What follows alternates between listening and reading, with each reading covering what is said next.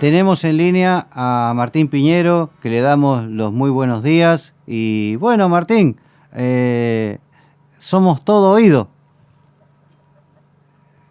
Carlos, mira, cuando ustedes me invitaron a hablar con una perspectiva histórica del campo, me fui muy atrás, quizás es demasiado, pero si puedo te sintetizo algunos puntos que marcan el origen de la propiedad de la tierra. Y yo arrancaría no tan atrás, sino en lo que llamamos la conquista del desierto en la Argentina, donde el general Roca avanza y consigue millones de hectáreas, ¿sí? Desde ahí, el Estado pagó a los militares con tierra. ¿Me escuchás, Carlos? Sí, es muy interesante. Eso es la campaña del desierto, cuando Exacto. Alsina había hecho el Zanjón.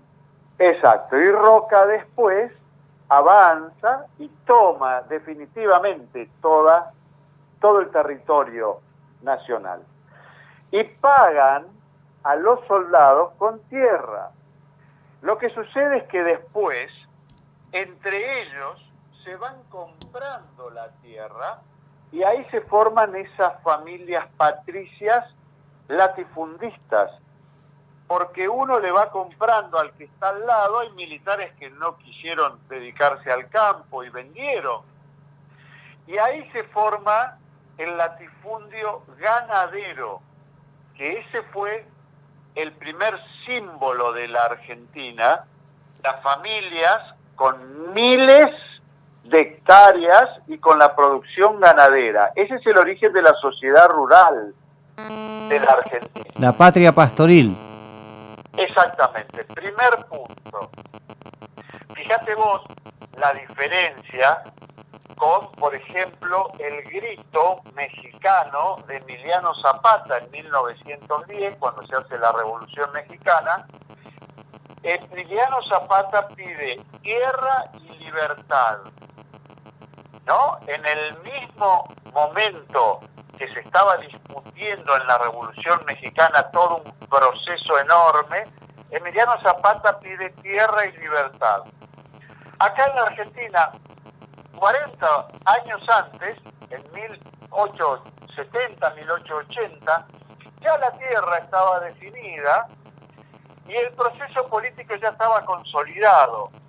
Quiere decir que la Argentina atraviesa la década del 10, el 20 y hasta la del 30 con un modelo muy consolidado, que la tierra estaba muy concentrada, que se exportaban carnes a través de los frigoríficos ingleses y algunos norteamericanos, y ahí viene toda la lucha de Lisandro de la Torre en la década del 30, denunciando el arreglo que había entre el gobierno y los frigoríficos. ¿Recuerdan todo ese periodo?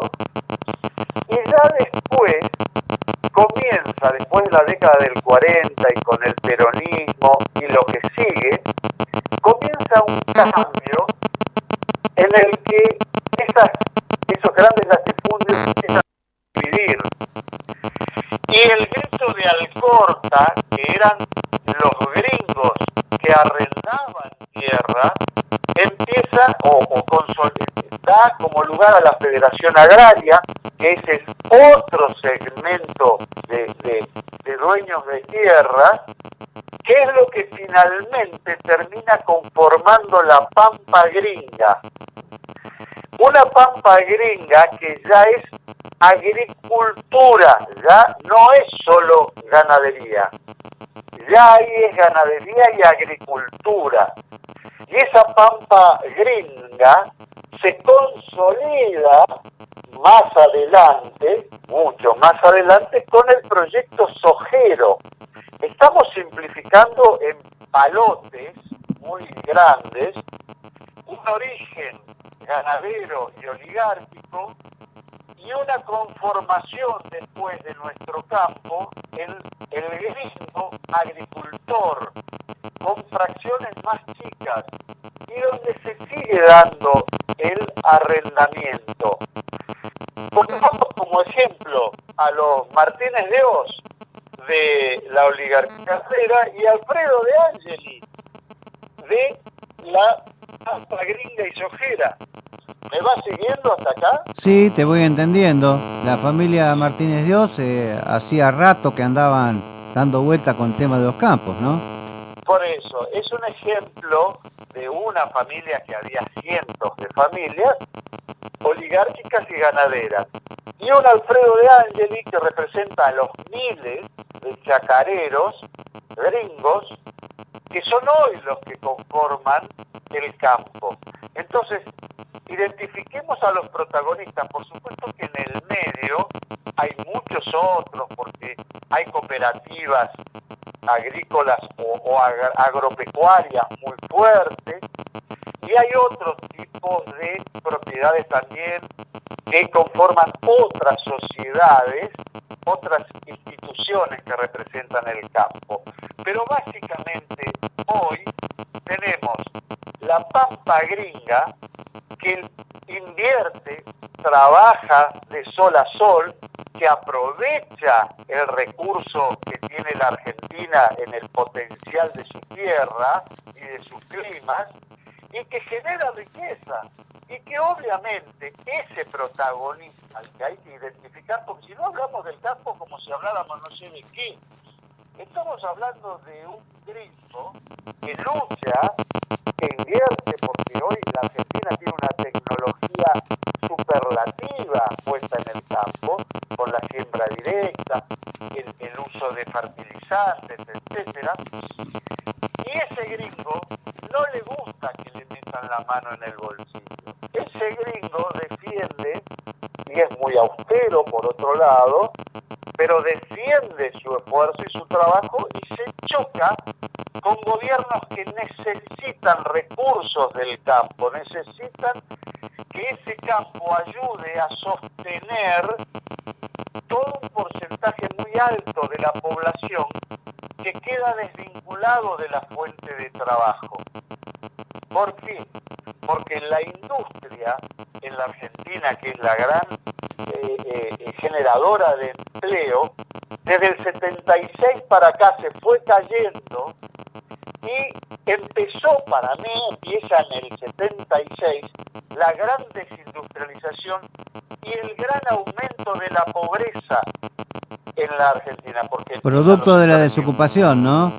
La desocupación, la informalidad. Después, en la época de Menem, tuvimos dos factores que se conjugaron: la desindustrialización y la informalidad.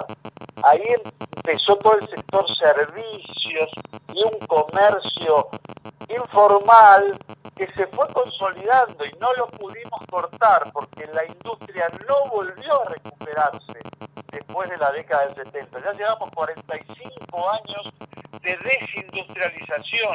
Entonces lo que dijo Roque Sáenz Peña, no hay industria sin nación, o sea, no hay nación sin industria. Entonces quedó Mirá, por el piso. Nosotros tuvimos 50 años de un proceso que se llamó ISI, industrialización por sustitución de importaciones. Eso llegó hasta la década del 70. En el 70 se quiebra la industrialización en la Argentina y comienza la desindustrialización que aún hoy tenemos. Por diferentes razones, este proceso no se cortó, salvo en el periodo de el 2003 al 2007, donde se generó un clima importante con precios de commodities muy altos, que era el viento de cola, del viento de cola, donde todos los índices fueron hacia arriba porque la macroeconomía se calzó bien. Pero estaba el crédito, Martín. Yo me acuerdo que en esa época, mirá, yo un poco memorioso, ¿no? Los del campo estaban llorando que les remataban los campos. Y después hubo créditos para ellos y para la industria también, que Por se supuesto. supo capitalizar. Porque hubo un periodo donde todas las variables macroeconómicas estaban ordenadas y por otro lado había una demanda muy importante de la producción argentina y se generó un clima de negocios virtuoso que es lo que hace que el empresario invierta. Si vos tenés una política ordenada y un clima de negocios donde no ves que te van a meter la mano en el bolsillo, vos invertís y vas generando riqueza porque es un círculo virtuoso. ¿Y ahora no se puede lograr? Claro que se puede lograr, pero se tienen que dar muchas condiciones que yo cuando lo escucho a Lavaglia entiendo un poquito más de macroeconomía porque él habla de las patas de la mesa que tienen que estar parejas, donde hay una política monetaria, una política fiscal, de gasto público, hay una política social y laboral, y en general la macroeconomía, cuando se te desacomoda, después te empieza a generar un problema arriba del otro. ¿Por qué? Porque vos no tenés dólares, entonces el tipo de cambio sube, eso te arrastra a los precios, te genera inflación, se te desacomodan las cuentas públicas, tenés que salir a asistir a los sectores que están desprotegidos y toda la macroeconomía se envuelve en una espiral que se retroalimenta la complicación. Ahora, cuando volvemos otra vez al campo, la Argentina es fabulosa en términos de producción. Y nosotros tenemos la gente que sabe sacar los recursos de la tierra. Y la tierra siempre paga. Vos podés tener una cosecha mala porque el tiempo no te ayudó, o una regular, pero al final vas a tener una buena con la cual recuperaste lo anterior. La tierra, el campo siempre paga. Y el agricultor lo sabe, el hombre de campo lo sabe. Lo que sucede en este momento es que estamos atravesando una crisis tremenda y muy prolongada y el Estado busca recursos de donde puede y en el campo hay recursos, obviamente. Hay recursos porque no paró nunca el campo de trabajar aún durante la pandemia. El campo no cerró nunca.